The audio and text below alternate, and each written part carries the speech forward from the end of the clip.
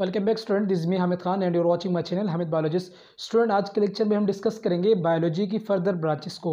जैसे कि इससे पहले लेक्चर में हमने बायोलॉजी की डेफिनेशन और बायोलॉजी की मेजर ब्रांचेस को डिस्कस किया था, तो आज हम डिस्कस करेंगे बायोलॉजी की फर्दर ब्रांचेस, यानी इसकी जो मजीद ब्रांचेस है उसको हम डिटेल से पढ़ेंगे। So student, first branch class 9 की बायोलॉजी की जो फर्स्ट ब्रांच है उसका नाम है मॉर्फोलॉजी। स्टूडेंट, अभी मॉर्फोलॉजी की अगर हम बात करें तो morphology is composed of two words. ये टू वर्ड्स का बना है। एक वर्ड्स का नाम है मॉर्फ, इसको टू वर्ड से डिराइव किया है। मॉर्फ का मतलब क्या है? मॉर्फ का मतलब है सिचुएशन, और सिचुएशन का मतलब यानी कि हालत, सूरत हाल। और लॉजी जो वर्ड है, ये लॉजी डिस्कस हुआ है लॉगस से डिराइव हुआ है, और लॉगस का मतलब है स्टडी करना। सो इसकी डेफिनेशन क्या हो गई? इसकी डेफिनेशन, सिंपल डेफिनेशन ये कि स्टडी ऑफ एक्सटर्नल स्ट्रक्चर, यानी कि जानदारों की जो एक्सटर्नल स्ट्रक्चर है, जो हमें फिज़िकली अपीयर हो, उसकी शक्ल और सूरत हमें फिज़िकली अपीयर हो, हम उसे देख सकें अपनी आंखों से। इस ब्रांच बायोलॉजी की इस ब्रांच का नाम मॉर्फोलॉजी है। अमूमन मॉर्फोलॉजी वो कहलाती है जो हम ज़ाहिरी तौर पर अपने आंखों से ऑब्ज़र्व कर रहे होते हैं, हम देख रहे होते हैं। फॉर एग्जांपल, बैक्टीरिया की शक्ल हो गई, वायरस की शक्ल हो गई, इसके अलावा मुख्तलिफ़ किस्म के जो बायोलॉजिकल इवेंट्स होते हैं जिसमें हम ऑब्ज़र्व कर रहे होते हैं किसी भी ऑर्गेनिज़म्स के बैरूनी सूरत हाल को जो हम ऑब्ज़र्व करते हैं, उसे हम मॉर्फोलॉजी में डिस्कस करते हैं। स्टूडेंट, इसके बाद नेक्स्ट ब्रांच का नाम है बायोलॉजी की नेक्स्ट ब्रांच का नाम है anatomy. Second branch is anatomy. अब स्टूडेंट, एनाटॉमी का मतलब क्या है? एनाटॉमी जो है इसको डिराइव किया है ग्रीक वर्ड से, और इसका मतलब है टू कट अप, यानी कि किसी भी ऑर्गेनिजम्स को काट के उसके इंटरनल ऑर्गन्स को स्टडी करना एनाटॉमी कहलाता है।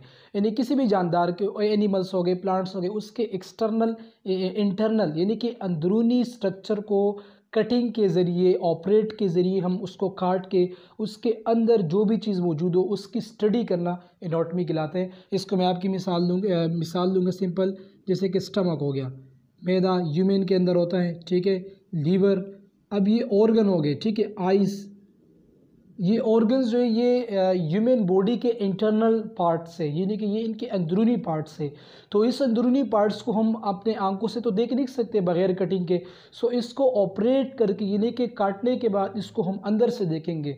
सो इस तरह ये ब्रांच कहलाएगी एनाटॉमी। एनाटॉमी क्या है? Study of internal structure of organisms.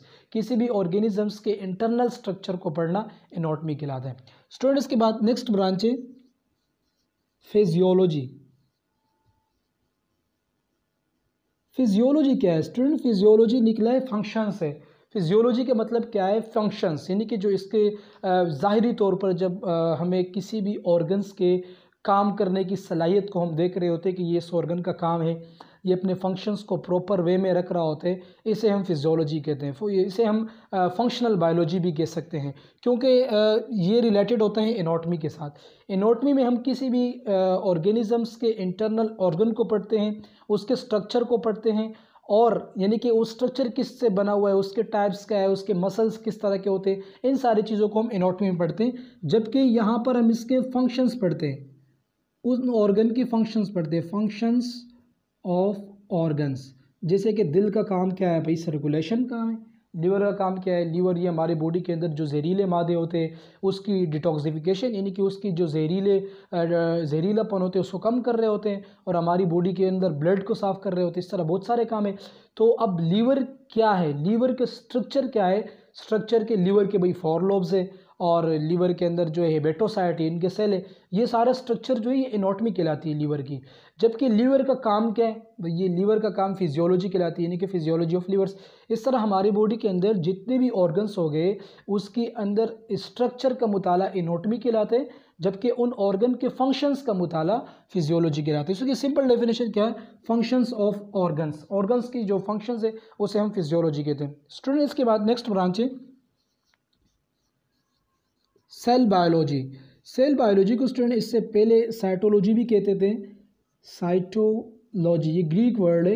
Cell biology क्या है? स्टूडेंट, स्टडी ऑफ सेल, जैसे कि जो बेसिक यूनिट ऑफ लाइफ है, जिससे लिविंग ऑर्गेनिजम्स की ओरिजिनेशन हुई, लिविंग ऑर्गेनिजम्स उससे बने हुए basic unit of life which is called cell, इसकी स्टडी कहलाना साइटोलॉजी कहलाती है।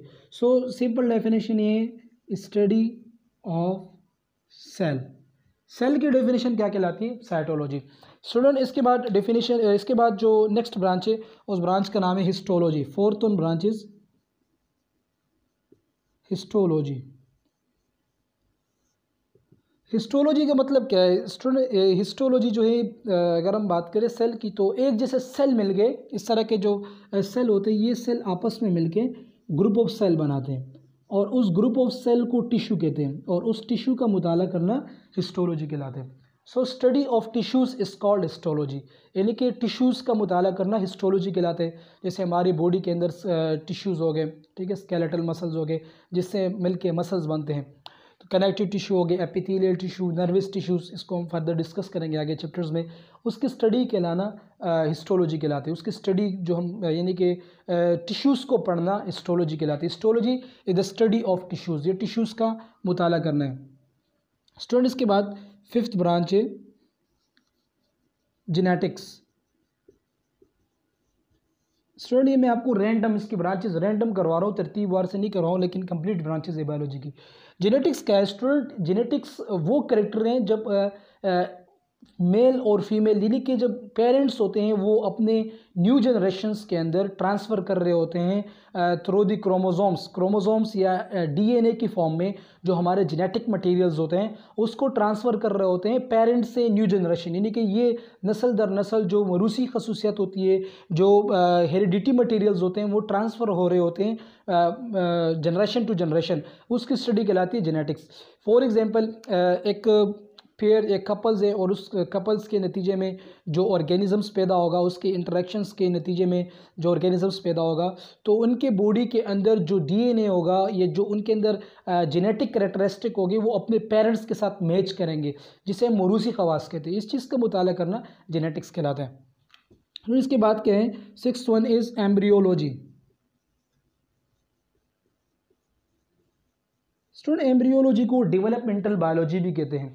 इसका मतलब क्या है? इसका मतलब ये है कि डेवलपमेंट होना, किसी भी जानदार का पैदा होना, उसके पैदाइश के वक्त जो जो स्टेप्स हो रहे होते हैं, यानी कि जानदार का बनना फीमेल के यूट्रस के अंदर, यानी कि जब मेल और फीमेल आपस में फर्टिलाइजेशन करते हैं, आपस में इंटरेक्शन करते हैं, उसके नतीजे में जो ऑर्गेनिजम्स बन रहा होता है फीटस के अंदर, ठीक है, तो उसके अंदर जो चेंजेस आ रही होती है उसे हम एम्ब्रियोलॉजी में डिस्कस कर रहे होते हैं, ठीक है। इसके बाद next branches, seventh one is palaeontology. Palaeontology क्या है स्टूडेंट? पैलियोंटोलॉजी जो है वो ऑर्गेनिजम्स जिनकी नस्ल ख़त्म हो चुकी है, अब वो यानी कि उनकी वजूद नहीं रहा, तो उनकी स्टडी पैलियोंटोलॉजी में कहते हैं। यानी कि सिंपल हम कह सकते हैं स्टडी ऑफ फॉसिल्स का मुताला करना पैलियोंटोलॉजी कहलाते हैं। और इसके अंदर जो फॉसिल, जैसे कि डायनासोर हो गया, अभी इसकी नस्ल ख़त्म हो गई है, लेकिन उसके जो ढांचा हो गया या उसके किसी भी बॉडी का कोई आज़ा या कोई पार्ट, उसको लेकर हम उसके स्ट्रक्चर को पढ़ के हम ये कह सकते हैं कि डायनासोर के अंदर सेल्स के इस तरह टाइप्स थे, डायनासोर का जो करेक्टर था वो ये था।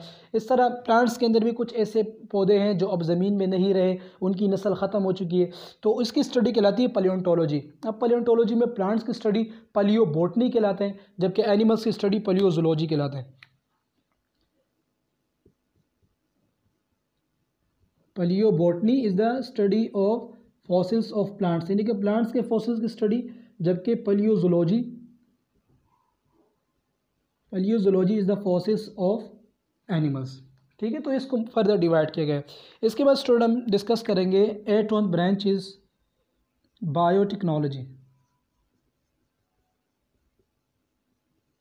स्टूडेंट बायोटेक्नोलॉजी क्या है? वर्ड से ही ज़ाहिर हो रहा है, दो अल्फाज का मौजूद है, बायो टेक्निकल और लॉजी। अब इसकी तीन वर्ड हैं, एक है बायो, सेकंड इज़ टेक्नो और थर्ड इज़ लॉजी। अगर हम बात करें बायो की, सो बायो का मतलब है लाइफ, और टेक्निक जो टेक्नो है ये टेक्निकल से निकला है, यानी कि जो टेक्निकल वर्क होते हैं, जो इंजीनियरिंग के डिपार्टमेंट से रिलेटेड वो काम होते हैं, जो यानी कि वसी पैमाने पर जो काम हो रहे होते हैं इंसान की फलाह बहबूद के लिए टेक्नोलॉजी के बेस पे। इसके बाद लॉजी लोगस से निकल, उसका मतलब study. So student biotechnology biology की वो ब्रांच है जिसमें जो बायोकेमिकल इंजीनियर्स होते हैं या बायोटेक्नोलॉजिस्ट होते हैं वो इंसान की फलाह बहबूद के लिए काम कर रहे होते हैं। फॉर एग्ज़ाम्पल मुख्तलिफ़ किस्म की दवाइयाँ बनाना और वायरस के ख़िलाफ़ वैक्सीन बनाना, जैसे कि भी कोरोना वायरस है, तो इसके ख़िलाफ़ वैक्सीन बनेंगे। अब ये वैक्सीन जानदारों को यानी कि ह्यूमन बॉडी को लगाए जाएंगे, इस वैक्सीनेशन का प्रोसेस होगा। जब ये वैक्सीन लग जाएगा पूरी दुनिया में, अब अगर 5 साल बाद हो या 10 साल बाद हो, अगर ये वायरस दोबारा रिटर्न आ गया तो इस तरह की जो लॉकडाउन लगी है पूरी दुनिया में, इस तरह का लॉकडाउन नहीं होगा। 2-3 दिन बॉडी के अंदर किसी यानी कि सिम्टम्स आ जाएंगे, बुखार, नज़ला, ज़ुकाम, ये अलामात अपीयर हो जाएंगे, लेकिन 3 दिन के बाद उसके जो नताइज होंगे वो ख़त्म हो जाएंगे और कोरोना वायरस डेड हो जाएगा। उसकी वजह क्या होगी? उसकी वजह ये कि हमने वैक्सीन लिए होते। इस तरह पोलियो के वैक्सीन हो गए, रेबीज़ के वैक्सीन हो गए, ये सारे वैक्सीन जो है ये बायोटेक्नोलॉजी की बदौलत मिले। इस तरह जो डायबिटीज़ यानी कि जो शुगर के पेशेंट्स होते हैं उनके अंदर इंसुलिन नहीं बन रहा होता, तो वो इंसुलिन आर्टिफिशियल यानी कि मसनूई तौर पर वो कंपनी जो बायो केमिकल इंडस्ट्रीज़ है वहाँ पर बन जाते हैं और बनने के बाद इंसानों की बॉडी में वो लगाए जाते हैं ताकि उनके बॉडी के अंदर जो अलामात है वो कम से कम अपीयर हो जाए। इसके बाद एंटीबायोटिक्स अगर हम बात करें, एंटीबायोटिक्स में bacteria, virus, bacteria, just only bacteria जैसे बॉडी को इन्फेक्शन कॉज कर रहे होते तो उस इन्फेक्शंस को कंट्रोल करना और बैक्टीरिया को मारना एंटीबायोटिक्स के ज़रिए ही होता है, और ये एंटीबायोटिक्स भी बायोटेक्नोलॉजी की बदौलत ही हमें मिले। इस तरह बॉडी को जब ग्रोथ नहीं होती, हाइट नहीं निकल रहा होता है, तो ग्रोथ हार्मोन एक किस्म का हार्मोन है जो हमारी बॉडी में इंड्यूस किए जाते हैं आर्टिफिशियली, तो वो हार्मोन बनाए जाते हैं। इस तरह और भी बहुत सारे काम है बायोटेक्नोलॉजी के, डीएनए फिंगरप्रिंटिंग्स हो गए, ये सारे बायोटेक्नोलॉजी के ज़रिए से ही बने हुए हैं। इसके बाद स्टूडेंट नेक्स्ट ब्रांच को हम डिस्कस करेंगे, 9 ब्रांचेस, टैक्सोनॉमी। टैक्सोनॉमी की अगर हम बात करें तो स्टूडेंट टैक्सोनॉमी टेक्सास से निकला है। इसकी सिंपल डेफिनेशन है study of arrangement and classification of living organisms, यानी कि जानदारों की दर्जाबंदी, उसको तरतीब से रखना। वो जानदार जिनकी शक्ल व सूरत सेम हो और उनके आपस में कैरेक्टर भी सेम हो, उठना बैठना, उनके जो रहन सहन का तरीका होता है, जैसे कि हम इंसानों की बात करें, इस तरह इनको अरेंज करना बेसिस ऑफ वर्टिब्रल कॉलम, रीढ़ की हड्डी की बुनियाद पे कि इनके अंदर रीढ़ की हड्डी है तो इनको अलग ग्रुप में रखा जाएगा, रीढ़ की हड्डी नहीं है इनको अलग ग्रुप में रखा जाएगा, रेंगने वाले जानदार हैं उनको अलग ग्रुप में रखा जाएगा, उड़ने वाले जानदार हैं उनको अलग ग्रुप में रखा जाएगा। इससे क्या होगा? इससे ये होगा कि जो आने वाले वक्त में जो रिसर्च वाले होंगे, जो स्टूडेंट्स होंगे, उनको जैसे कि अब हमें आसानी से पता है कि मेल ह्यूमन जो है, ह्यूमन कौन से ग्रुप में है, कौन से किंगडम में है, कौन से फाइलम में, कौन से ऑर्डर में, इसको यानी कि आसानी के लिए बनाया गया टैक्सोनॉमी। तो जानदारों की दर्जाबंदी हम टैक्सोनॉमी में ही कर रहे होते हैं। टैक्सोनॉमी बायोलॉजी की ब्रांच है जिसमें हम जानदारों की दर्जाबंदी कर रहे होते हैं। स्टूडेंट्स के बाद 10th branches,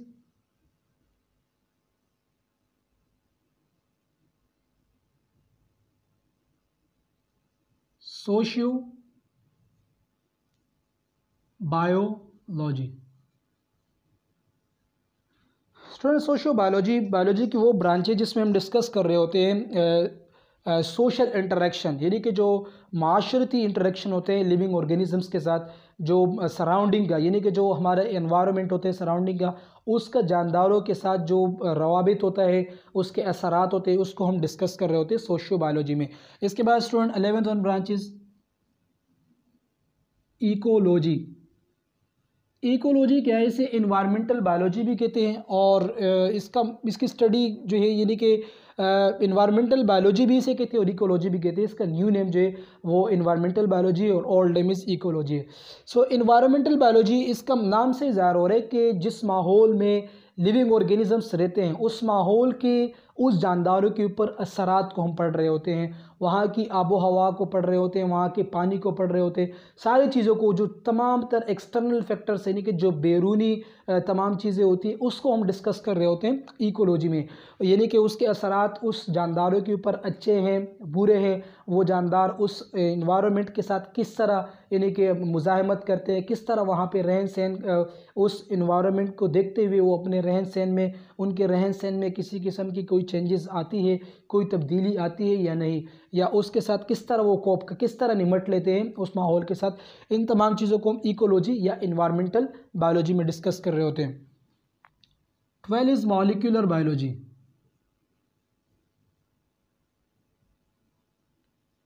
molecular biology, student molecular biology क्या है? मॉलिक्यूल्स के बेस पे, ये जो स्मॉलेस्ट केमिस्ट्री है बायोलॉजी की, मॉलिक्यूल के बेस पे मॉलिक्यूल के बेस पे जो सेल के अंदर तमाम चीज़ें हो गई, जो केमिकल फैक्टर्स हो गए, उसके अंदर जो ऑर्गेनील्स आ गए, ऑर्गेनील्स के अलावा डीएनए और इस तरह और भी बहुत सारी चीज़ें जो सिर्फ और सिर्फ सेल के अंदर ऑर्गेनील्स में पाए जाते हैं, उसकी स्टडी क्या कहलाती है? Molecular biology. इसके बाद स्टूडेंट नेक्स्ट ब्रांच है पैरासाइटोलॉजी। पैरासाइटोलॉजी की स्टूडेंट अगर हम बात करें तो parasitology is derive from two words, दो वर्ड से इसको बनाया गया है।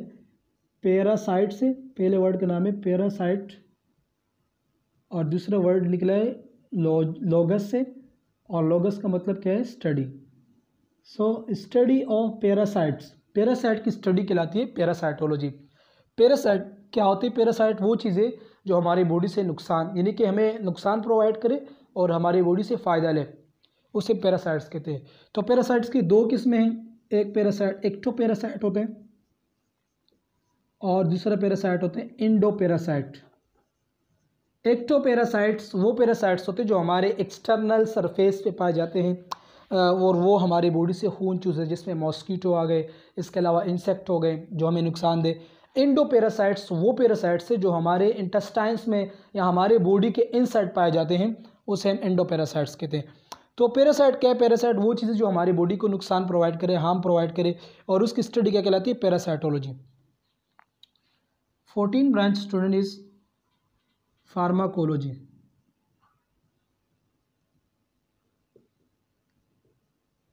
फार्माकोलॉजी क्या है स्टूडेंट? फार्माकोलॉजी यानी कि स्टडी ऑफ मेडिसिन। अगर हम मेडिसिन की बात करें तो मेडिसिन की स्टडी फार्माकोलॉजी कहलाती है। Pharmacology study of medicine. So student ये बायोलॉजी की ब्रांचेस थी जो हमने